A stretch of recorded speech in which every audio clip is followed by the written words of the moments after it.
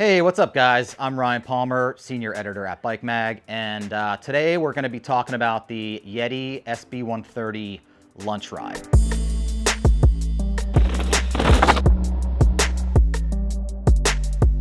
Now, what's not been said about the SB130, right? Like, this bike came out a couple years ago, and when it hit the scene, it hit hard. Like, it was immediately one of the most coveted bikes on the market. It's hard to not like a bike as good as the 130. But you know what Yeti did was they went and made this Lunch Ride model, which if you're not familiar with the Lunch Ride thing, it's sort of like the Specialized Evo. It's a little bit more capable thing. And the term Lunch Ride comes from, you know, the fact that Yeti is based there in Golden, Colorado on the foothills of the Rockies. They've got all this excellent terrain right out their back door, and they go for these famous lunch rides. And it's basically like, this is the bike that the Yeti employees, that's how they set up their 130. And basically what it is they've taken and replaced the 200 by 52.5 mil shock and put on a 55 stroke shock. So it's only an additional 2.5 millimeters of stroke, but what it does is it actually bumps the travel up by 7 millimeters, you know, because of the leverage ratio. And then what they've done is they've scrapped the 150 fork and slapped a 160 fork on there, and it just becomes this little bit extra capable 130. It does get pretty close, inching towards that 150 territory, right?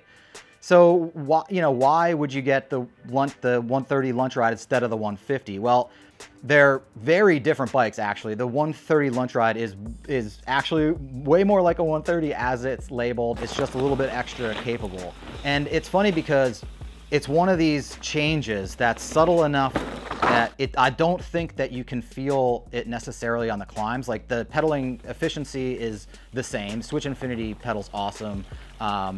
And the geometry of the 130 is already really progressive. Like, size large, already has a 480 reach with a almost 77 degree seat angle. It's already really steep. So when you put a 160 fork on there, it slackens it up by half a degree or so, going to basically 65 degrees in the head angle and still 76.5 degree seat angle. So you're still sitting nice and upright on the bike, still pedaling nice straight down, and you're not hanging off the back of the thing on climbs. That's super important, you know, for getting an efficient climbing bike, especially when you have such a variation between front travel and rear travel.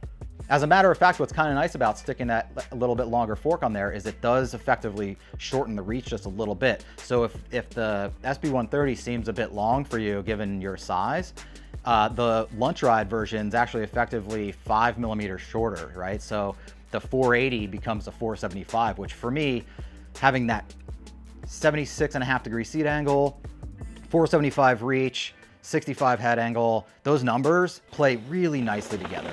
And then there's a nice short rear end. The bike still feels playful and sort of maneuverable, poppy. Comparatively so, the 150 is luggy, right? Climbing wise, I just don't feel like there's much of a difference between the 130 and the Lunch Ride version.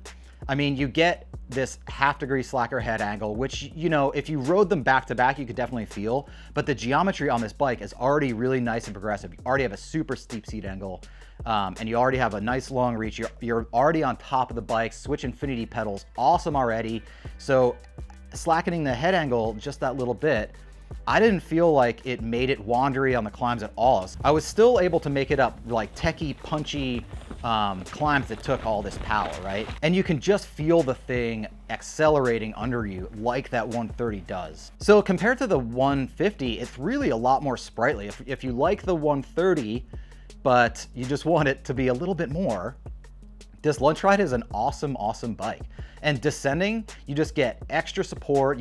There's 7 more millimeters of travel in the back there, so you actually do feel like that extra mid-stroke. There's a little bit more back there. It feels a little bit safer on rear wheels and tires. It just gives you a little bit more. It's not quite as very strongly progressive as the 130 is. Like, on that bike, you can ride it so aggressively that you start to run out of that travel pretty quick. And this just gives you that little extra. And, you know, everybody says confidence inspiring or whatever, but yeah, it does give you a little bit extra planted, confident feel, a little bit extra traction in chunky corners, stuff like that. And then obviously having a little bit longer fork on the 160 travel fork. That level of security is really great. I mean, actually, it's because the eye to eye on the shock is the same between the two.